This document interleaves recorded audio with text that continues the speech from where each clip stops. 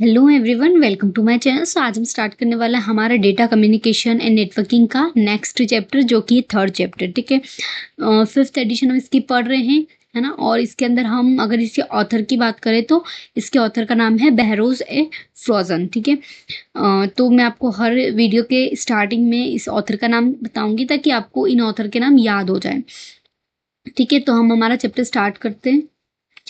तो हमने part first पढ़ा था जिसके अंदर हमने बेसिक को कवर किया था और हमने उसमें ओएसआई और टीसीपी मॉडल को डिटेल में समझा था। अब हम हर लेयर की डिटेल में एक्सप्लेनेशन समझेंगे। ठीक है, इसके अंदर हम पार्ट टू के अंदर सबसे पहले हम फिजिकल लेयर को कवर कर रहे हैं। बहुत सारे मतलब हम अगर फिजिकल लेयर को स्टार्टिंग में पढ़ रहे हैं दैट मीन्स हम रिसीवर एंड पे बात कर रहे हैं। ठीक है, तो इसके अंदर फिजिकल लेयर के अंदर कितने चैप्टर्स आ रहे हैं, ये हमारे 6 चैप्टर्स कवर होंगे, जिसके अंदर introduction of physical layer, digital transmission, analogue transmission, bandwidth utilisation, transmission media and switching, ये सारे ही हमारे फिजिकल लेयर पे काम करने वाले चैप्टर्स आएंगे। ठीक है, तो हम थर्ड चैप्टर को स्टार्ट कर रहे हैं। थर्ड चैप्टर को हम डिटेल में समझते हैं। ठीक है, हमारा थर्ड चैप्टर है introduction of physical layer, introduction to physical layer, है ना। फिजिकल लेयर को क्या है इसका इंट्रोडक्शन हम समझते हैं। सबसे पहली बात, सबसे पहला टॉपिक आता है data and signals. What is data and what is signals. So data and signals कह सकते हैं। डेटा तो हमने समझा है कि एक रो इन्फॉर्मेशन कुछ, है ना। और signals we can say that कि 1 और 0 के फॉर्म में होती है कुछ सिग्नल्स, है ना। कम्युनिकेशन अगर हम फिजिकल लेयर पे बात करते हैं तो जब भी फिजिकल लेयर पे बात करते हैं, फिजिकल लेयर से बात करती है हमेशा। फिजिकल अगर हम रिसीवर एंड पे यूजर एंड सेंडर एंड पे बात कर रहे हैं और रिसीवर एंड पे बात कर रहे हैं, तो सेंडर और रिसीवर पे अगर फिजिकल लेयर है तो फिजिकल लेयर से बात करेगी। अगर हम एप्लीकेशन लेयर पे बात करते हैं, एप्लीकेशन लेयर से कनेक्ट करेगी। तो इसी टाइप से हम फिजिकल लेयर से फिजिकल लेयर पे, फिर as it is physical layer से फिजिकल लेयर पे, फिर फिजिकल लेयर से, तो ऐसे करके हमारा जो इसीलिए हर एंड पे अपने लेयर्स होती हैं। ठीक है, अब यहाँ पे बात कर सकते हैं communication at application layer, transport layer and network layer और data link layer is logical. ठीक है, अगर हम बात करें कम्युनिकेशन जो एप्लीकेशन लेयर पे होती है, ट्रांसपोर्ट लेयर पे होती है, नेटवर्क लेयर या डेटा लिंक लेयर पे जो कम्युनिकेशन होती है वो लॉजिकली होती है ना। और अगर फिजिकल लेयर की बात करते हैं तो फिजिकल लेयर पे जो भी कम्युनिकेशन होगा वो कैसा होगा, फिजिकल, क्योंकि इसका नाम है, क्योंकि फिजिकल फॉर्म में होगा वो, है ना। That is like a bit form, और वी कैन से दैट कि it's a signal and so on, है ना। अगर मैं बात करूं, it is a simplicity host to router, router to router या राउटर टू होस्ट, है ना। क्योंकि अगर हम फिजिकल लेयर की बात कर रहे हैं तो राउटर होगा, होस्ट होगा, एक राउटर से राउटर को कनेक्ट करेगा, दैट इज ठीक है। अब अगर हमको कुछ डेटा को एक्सचेंज करना है या एक्सचेंजिंग सिग्नल्स, तो वो हमारा कौन करेगा, कम्युनिकेशन एट फिजिकल लेयर पे, है ना। तो हमारे किसको क्या कर रहे हैं हम, एक्सचेंजिंग सिग्नल्स का काम कर रहे हैं। ठीक है, represent them can be either analogue और डिजिटल। वी नो दैट कि हमारा जो डेटा है या मतलब कम्युनिकेशन है वो 2 टाइप से हो सकता है, दैट इज एनालॉग और डिजिटल। ठीक है, इसको डिटेल में समझते हैं। एनालॉग और डिजिटल सिग्नल क्या होता है। द टर्म एनालॉग मतलब क्या, information that is continuous. Analogue मतलब क्या होता है कि जो कंटिन्यूस फॉर्म है, और डिजिटल डेटा कैसा होता है, जो कि information has a discrete rate. Discrete state मतलब 1 0 के फॉर्म में। ठीक है, जैसे कि हम एनालॉग क्लॉक की बात करते हैं तो वो आवर, मिनट और सेकंड को शो ऑफ करती है। ठीक है, लेकिन वही अगर हम डिजिटल क्लॉक की बात करते हैं दैट इज 8.0, यानी कि न्यूमेरिकल डेटा इट्स, है ना। Analogue data such as a sounds made human voice, है ना। Analogue data is like my voice, human voice, है ना।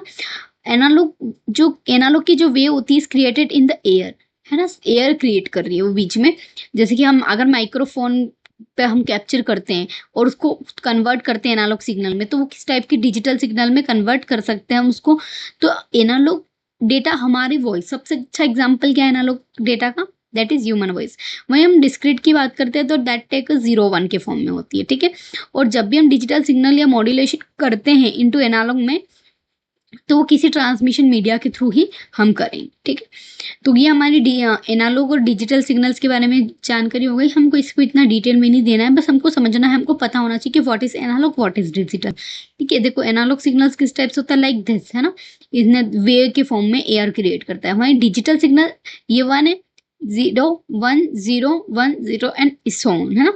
इसी टाइप से हमारी जो डिस्क्रीट मेथड्स में होती है। ठीक है, आगे समझते हैं पीरियोडिक एनालॉग सिग्नल्स, है ना। तो आप समझ सकते हैं, देखो पीरियोडिक मतलब क्या, एक पीरियड, एक हमारा जैसे कि अगर हम बात करते हैं कि अगर क्लास में अगर हमारे कुछ लेक्चर्स होते हैं तो दैट इज एक फिक्स पीरियड में होते हैं, लाइक 40 मिनट्स। तो एनालॉग सिग्नल अगर कुछ पीरियडिक होता है तो वो क्या कहलाता है हमारा पीरियडिक एनालॉग सिग्नल, ठीक है। यहाँ पर कुछ साइन वेव्स होते हैं। साइन वेव्स किस टाइप से हो सकते हैं, लाइक सेम वे में जाना, देखो ऊपर भी सेम जा रही, नीचे भी सेम जा रही, एंड सेम टू सेम। और अगर हम अगर वो सेम नहीं जा रही, इट्स लाइक ऊपर जा रही फिर थोड़ा नीचे जा रही फिर थोड़ा ऊपर जा रही, तो वो साइन में नहीं होगा, ठीक है। अगर ऊपर भी सेम जा रही है और नीचे भी सेम जा रही है तो दैट इज साइन वे, है ना। We can discuss this approach, पर हम कोई जरूरत नहीं पढ़ने की, ठीक है। पीक एम्पलीट्यूड क्या कहते हैं, तो पीक एम्पलीट्यूड हमें बस डेफिनेशंस पता होनी चाहिए, वर्ड के मीनिंग्स पता होने चाहिए। दैट इज पीक एम्पलीट्यूड क्या होता है, signal is absolute value of the highest intensity proportional to the energy it carries, ठीक है। क्या बोल रहा है कि पीक एम्पलीट्यूड क्या होता है, जहां पर एक हाईएस्ट इंटेंसिटी हो, जैसे कि मैं बोल रही हूँ और अगर मैं एकदम तेज बोलने लग जाऊँ तो दैट इज हाईएस्ट इंटेंसिटी, ठीक है। तो ये चीज मैंने आपको भी बोल के समझाई, तो आप इस चीज को बिल्कुल याद रखें, प्रोपोर्शनल टू द एनर्जी। और जो कि क्या हो, प्रोपोर्शनल हो, मतलब डायरेक्ट अगर वो ये बढ़ेगी तो एनर्जी भी, मतलब अगर मैंने अभी जोर से बोला तो मेरी एनर्जी भी उतनी ज्यादा बढ़ेगी, मुझे एनर्जी भी उसके लिए चाहिएगी, तो दैट इज कॉल्ड की प्रोपोर्शनल। मतलब क्या कि एनर्जी अगर बढ़ेगी, एनर्जी लगेगी, तो हमारी जो ये है पीक एम्पलीट्यूड, ये भी इंटेंसिटी, या फिर हम कह सकते हैं कि ये भी बढ़ेगी, ठीक है। तो सेम देखो जैसे कि बता रखा है, पीक एम्पलीट्यूड बड़ा है ना, और टाइम इधर, और पीक एम्पलीट्यूड अगर कम है तो एम्पलीट्यूड, ठीक है, जो बता रखा है लो पीक पे और हाई पीक पे। यहाँ पर हाई पीक है और यहाँ पर लो, ठीक है। पीरियड एंड फ्रीक्वेंसी क्या होती है, तो पीरियड क्या होता है, मैंने बताया amount of time in a seconds, कुछ सेकेंड्स में a signal need a complete one cycle, ठीक है। एक कंप्लीट साइकिल करने के लिए हमें कुछ पीरियड्स का यूज करते हैं, जैसे कि अगर मैं बात करूँ कि हम बोलते हैं कि 1 period, 2 periods, 3 lectures, 4 lectures, so on, ऐसे बोलते हैं, तो दैट इज कॉल्ड कि 1 साइकिल कंप्लीट कर रहे हैं हम डेली, है ना। फ्रीक्वेंसी क्या कहते हैं, frequency is refer the number of periods. अगर हमने पीरियड को समझा तो नंबर ऑफ फ्रीक्वेंसी समझ सकते हैं ना, फ्रीक्वेंसी क्या होती है, तो it's depend on the periods, ठीक है। Number of periods in 1 second is called frequency, ठीक है। Note that period and frequency is one characteristics of two waves, अलग अलग है ना, एक ही कैरेक्टरिस्टिक को दर्शाती है बट अलग अलग तरीकों से।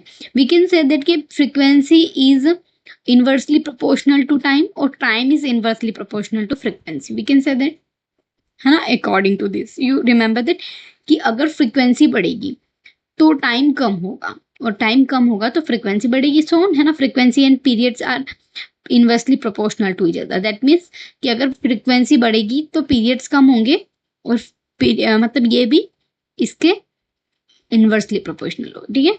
तो यहाँ पे हम ये चीज याद रखें, इंपॉर्टेंट है, ठीक है। Frequency formally expressed in hertz, है ना, हर्ट्ज में नापा जाता है। पूछा जा सकता है, ये बेसिक ही पूछते हैं क्योंकि ये सारी डिटेल में फिर फिजिक्स में आ जाती हैं, ठीक है। 2 signals in the same amplitude and same phase but different frequency, है ना। तो ये एक थ्योरम है, वी कैन से दैट, तो इसको आप एज ए थ्योरम ही याद रखें कि 2 सिग्नल अगर उनका सेम एम्पलीट्यूड और सेम फेज है तो उनकी फ्रीक्वेंसी क्या होगी, डिफरेंट होगी, ठीक है। आगे समझते हैं, अगर signal does not change at all it's frequency 0, if signal change instantly it's frequency is infinite. क्या बोल रहा है कि अगर देखो, अगर सिग्नल जो है वो चेंज नहीं होगा तो 0 होगा, और अगर सिग्नल इंस्टेंटली चेंज हो रहा है ना, लगातार चेंज हो रहा है, तो उसका सिग्नल फ्रीक्वेंसी कितना होगा, इनफाइनाइट होगा, ठीक। Remember that phase describe the position of the wave from wave form relate to time 0। Phase जो है वो डिस्क्राइब करती क्या, वेव फॉर्म की पोजीशन को, जो किससे रिलेट करती है, टाइम से, ठीक है, टाइम 0 से। वेवलेंथ क्या होती है, वेवलेंथ एक another characteristics of signal travelling through the transmission media, है ना। ये जो जा रही है ये वेव ही तो है, इट्स लाइक अ वेव, है ना। हम क्या बोलते हैं, तरंग। Wavelength binds the medium of period of frequency. Wavelength क्या करती है, बाइंड करती है पीरियड या फ्रीक्वेंसी को इन अ सिंपल साइन वे में, है ना, जिसको हम प्रोपोगेशन स्पीड के थ्रू नापते हैं। प्रोपोगेशन स्पीड आपने फिजिक्स में जरूर पढ़ा होगा। तो हमको समझना है कि सबसे पहले वेवलेंथ क्या होती है, तो ये एक प्रकार की सिग्नल ट्रेवलिंग जो हम कह सकते हैं ना। अगर वेवलेंथ को निकालने का फॉर्मूला देखा जाए तो प्रोपोगेशन स्पीड इंटू पीरियड, है ना। तो ये चीज आपको ध्यान रखनी, is equal to propagation speed divided by frequency. We can say that कि इसकी 2 डेफिनेशन होगी, दिस एंड दिस। और अगर हम इसको शो करें तो वेवलेंथ को हम किससे शो करते हैं, ये वाले साइन से, ठीक है, that is called lambda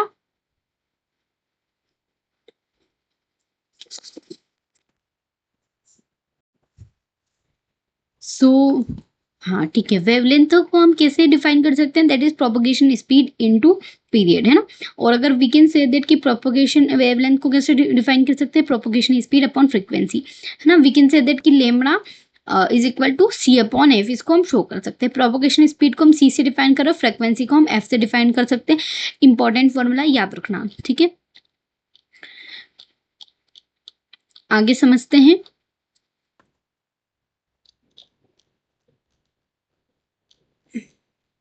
bandwidth क्या होती है, तो बैंडविड्थ समझते हैं सबसे पहले। तो the range of frequency content in to composite is called bandwidth, ठीक है। The bandwidth of the composite signal is difference between the highest and lowest frequency content in a signal. We can say that कि bandwidth composite signal की वह दो difference के बीच में जो highest और लोवेस्ट फ्रीक्वेंसी के बीच में जो सिग्नल कंटेंट करता है, that is called a bandwidth, है ना। तो हमको इसको नॉर्मली बस समझना है, इसकी डेफिनेशन को याद रखना है, दैट्स इट। डिजिटल सिग्नल्स क्या होता है, डिजिटल सिग्नल्स मैंने आपको समझा दिया। हम अभी तक एनालॉग सिग्नल की बात कर रहे थे, हमने एनालॉग सिग्नल को समझा है। और analogue signals information can be represented by the digital signal, जिसमें हम डिजिटल सिग्नल्स मतलब क्या, 0 और 1 के फॉर्म में, है ना, डिस्क्रीट फॉर्म में। बिट रेट क्या होती है, तो बिट रेट पूछा जाता है, इंपॉर्टेंट है। Bit rate instant of frequency is used to describe the digital signals, है ना। बिट रेट एक ऐसा टर्म है जिसमें हम फ्रीक्वेंसी की बजाय उसको यूज करते हैं। Bit rate is the number of bits send in 1 second. Simple सी बात है। बिट, देखो इसको यूज याद करने की ट्रिक बताती हूँ कि बिट मतलब क्या, कि हम जो बिट 1 सेकेंड में सेंड करते हैं, ना, आई यानी 1 सेकेंड, आई को आप ऐसे याद रख सकते हैं। और इसका हम इसको कैसे रिप्रेजेंट करते हैं, बीपीएस यानी बिट पर सेकेंड से, ठीक। देखो बिट लेंथ हम समझ लेते हैं एक बार। Bit length is equal to propagation speed into bit की ड्यूरेशन। तो ये फॉर्मूला है, इसको आप याद रख लीजिए। The time and the frequency domains period and non period digital signal. जो टाइम है और फ्रीक्वेंसी है वो पीरियडिक भी हो सकती है और नॉन पीरियडिक भी हो सकती है। A digital signals is a composite analog signal with infinite bandwidth. एक डिजिटल सिग्नल अगर वो कंपोजिट एनालॉग सिग्नल है तो वो इनफाइनाइट बैंडविड्थ के साथ होगा, ठीक है। बेसबैंड ट्रांसमिशन मतलब क्या होता है, बेसबैंड ट्रांसमिशन का मतलब होता है डिजिटल सिग्नल किसी ओवर अ चैनल के ऊपर अगर हम डिजिटल सिग्नल्स की बात कर रहे हैं तो without changing digital signals to analogue signal.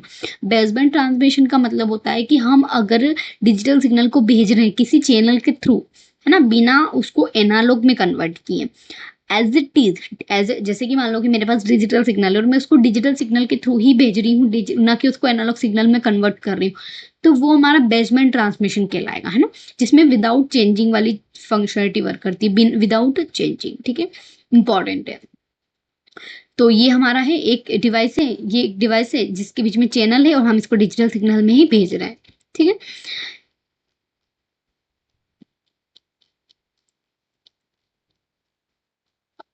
ठीक है, आगे है ब्रॉडबैंड ट्रांसमिशन यूजिंग मॉड्यूलेशन। जो ब्रॉडबैंड ट्रांसमिशन होता है ना, उसमें हम क्या करते हैं, मॉड्यूलेशन का यूज करते हैं, ठीक है। तो देखो ब्रॉडबैंड ट्रांसमिशन या मॉड्यूलेशन का मतलब क्या होता है, चेंजिंग द डिजिटल सिग्नल। वहां हम चेंज नहीं कर रहे थे और यहाँ हम चेंज कर रहे हैं, क्यों, क्योंकि जरूरत है, ठीक है। मॉड्यूलेशन मतलब क्या होता है कि जब मॉड्यूलेशन क्या करता है, डिजिटल सिग्नल को एनालॉग सिग्नल में कन्वर्ट करता है। तो इट इज इंपॉर्टेंट कि ये पूछा जा सकता है कि व्हाट इज मॉड्यूलेशन, ठीक है। और modulation allow use to band pass channel एक प्रकार का यूज करता है, ठीक है। Bandwidth of the band pass channel like ये है, तो ये एक चैनल का काम कर रहा है हमारे लिए। Modulation of the digital signals for transmission on the band pass channel, ठीक है। ट्रांसमिशन इंपॉर्टेंट इंपॉर्टेंट है, सबसे इंपॉर्टेंट है, ये पूछा जाता है, बहुत इंपॉर्टेंट है और इससे क्वेश्चन बनते ही हैं। अभी भी लास्ट असिस्टेंट प्रोफेसर के एग्जाम में इससे क्वेश्चन बना था, तो आप ध्यान रखें, ठीक है। ट्रांसमिशन इंपॉर्टेंट मतलब क्या, जैसे कि मैंने अभी कुछ बोला और उसमें कुछ प्रॉब्लम आ गई, ठीक है, तो वो क्या हमारी कहलाएगी, the imperfection. Imperfection cause a single signal impairment. अगर किसी सिग्नल में कोई इम्परफेक्शन आती है तो that is called a signal impairment. Impairment मतलब दिक्कत आना, ठीक है। The signal at the beginning of the medium is not the same as the signal of the end of the medium, ठीक है। मतलब क्या कि जो सिग्नल मैंने स्टार्टिंग में भेजा या स्टार्टिंग में मिला वो एट द एंड हो, ये जरूरी नहीं, क्योंकि बीच में अगर कुछ दिक्कत आ गई दैट इज कॉल्ड इम्पार्टमेंट, है ना। Send is what not what is received. हो सकता है ना कि अगर जो भेजा हुआ डेटा है, वो जो भेजा हुआ सिग्नल है, जो भेजा हुआ था वो मुझे वैसा ना मिले। हो सकता है मैंने आपको यहाँ से हेलो क्लियर बोला है और आपको जब मिले तो आपको वो हेलो की जगह उसको कुछ ऐसा साउंड सुनाई दे कि आप समझ ही ना पाओ कि मैंने क्या बोला है, दैट इज कॉल्ड इम्पार्टमेंट, ठीक है। कॉज ऑफ इम्पार्टमेंट क्या हो सकती है, 3 टाइप की हो सकती है, दैट इज कॉल्ड ऑट्यूनेशन, डिस्टोर्शन और नॉइस, ठीक है। ऑट्यूनेशन क्या होता है, डिस्टोर्शन क्या होता है, नॉइस क्या होता है। नॉइस आप समझते हैं किसी भी प्रकार की अनवांछित आवाज, या वी कैन से दैट की अनवांटेड, है ना, we don't want this noise, ठीक है। ऑट्यूनेशन समझते हैं सबसे पहले। ऑट्यूनेशन का मतलब होता है लॉस ऑफ एनर्जी। मान लो कि मैंने फुल लॉस के साथ, फुल एनर्जी के साथ आपको कुछ भेजा है, जैसे मैंने बोला हेलो और बहुत ज्यादा उसमें एनर्जी लगाई है, और अगर वो एनर्जी का ही लॉस हो गया तो जो मैंने आपको बोला है उसमें वो एनर्जी रहेगी नहीं, तो आपको कैसे सुनाई देगा, आपको कैसे समझ में आएगा, तो दैट इज कॉल्ड ऑट्यूनेशन, ठीक है। तो हम ऑट्यूनेशन को ध्यान रखेंगे, आप इसको याद रखें, इसमें कीवर्ड है ई, आप ई को ध्यान रखें और ई से आप एनर्जी को याद रखिए कि इसमें सिर्फ लॉस हो रहा है किसका, ई का, है ना। और मैं आपको इसकी एक और ट्रिक बता सकती हूँ, जैसे 2 बार टी आ रहा है तो हमारा जो टी 2 बार टी की वजह से हमारे ई को छुप जाना पड़ रहा है, तो that is called loss of energy, है ना। और some of the electrical energy in the signals converted to heat, और कुछ इलेक्ट्रिकल एनर्जी जो होती है वो हीट में कन्वर्ट हो जाती है, ठीक है, इसीलिए ऑट्यूनेशन होता है, ठीक है। ओरिजिनल साउंड ये था, ऑटिनेशन ये हुआ, तो एम्पलीफाइड ये हो गया। तो कुल मिला के मैंने ऐसा भेजा था और ये ऐसा हो गया क्योंकि लॉस ऑफ एनर्जी हुआ, तो कुछ भी जो हमने एम्पलीट्यूड भेजा, जो हमारी जिस फ्रिक्वेंसी के साथ हमने भेजा था वो कम हो गया, ठीक है। डेसिबल क्या होता है, तो मेजर फ्रिक्वेंसी होती है जो मेजर करते हैं हम relative strength between the 2 signals को, हम जब रिलेटिव सिग्नल्स को हम मेजर करते हैं दैट इज कॉल्ड डीबी में करते हैं, ठीक है। डिस्टोर्शन क्या होता है, डिस्टोर्शन का मतलब होता है सिग्नल को चेंज करना, इसका फॉर्म चेंज करना। देखो इसमें बीच में है एस, है ना, तो आप इसको एस से याद रखें, that means changing of the shape. Shape word आपको याद रखना है, तो अगर हम सिग्नल के शेप का चेंज हो रहा है, सिग्नल के शेप में कोई भी बदलाव होता है दैट इज कॉल्ड डिस्टोर्शन, ठीक है। Distortion can occur the composite signal made of different frequency, और डिस्टोर्शन किसकी वजह से हो सकता है, that is called of reason of frequency, different frequency. तो अगर डिस्टोर्शन के आगे टी है तो टी को आप अगर उल्टा करोगे दैट इज एफ की तक जैसे दिखेगा, तो आप इसको थोड़ा ऐसे करके याद रख सकते हो। और वी कैन से दैट कि डिले इन अराइविंग, अगर हमारे जो शेप में चेंज हो रहा है, इसका मतलब क्या है कि हमारे मैसेज का डिले भी हो सकता है फाइनल डेस्टिनेशन तक पहुंचने में। मैंने अभी आपको बोला आपको बहुत लेट तक मिले, तो फिर वो दिक्कत क्रिएट करेगा, ठीक है। नॉइस मतलब क्या हो जाता है, noise is another cause of impairment, we know that, ठीक है।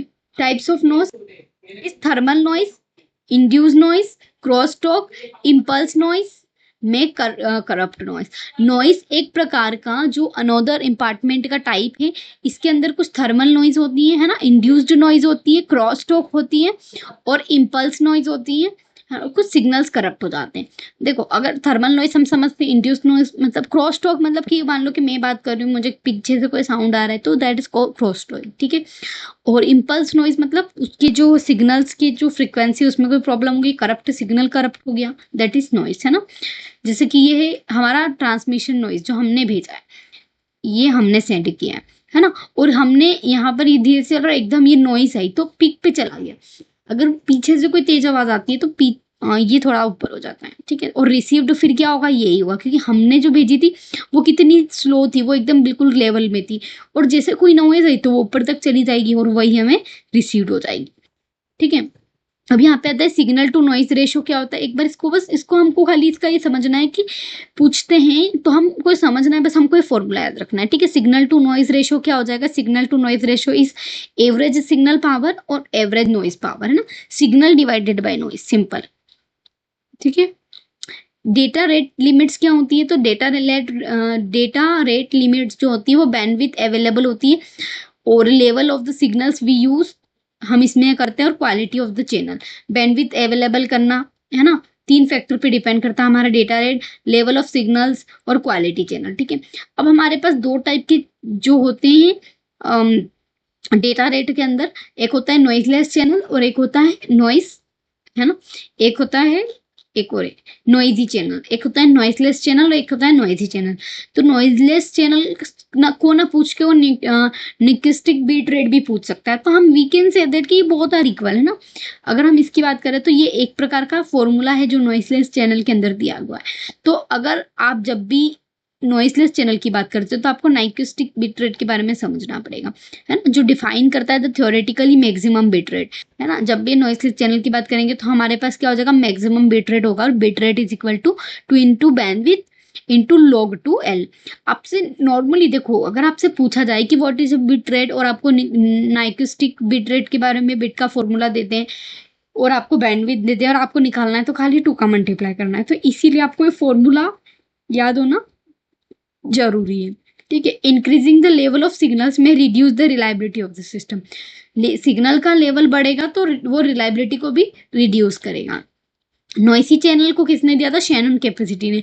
जब भी हम नॉइसी चैनल की बात करेंगे तो हम शैनन कैपेसिटी की बात करेंगे, जो कि 1944 में क्लाउडे शैनन ने दिया था। और इसकी कैपेसिटी, इसका फॉर्मूला क्या हो जाएगा, capacity is equal to bandwidth into log 1 plus SNR, है ना।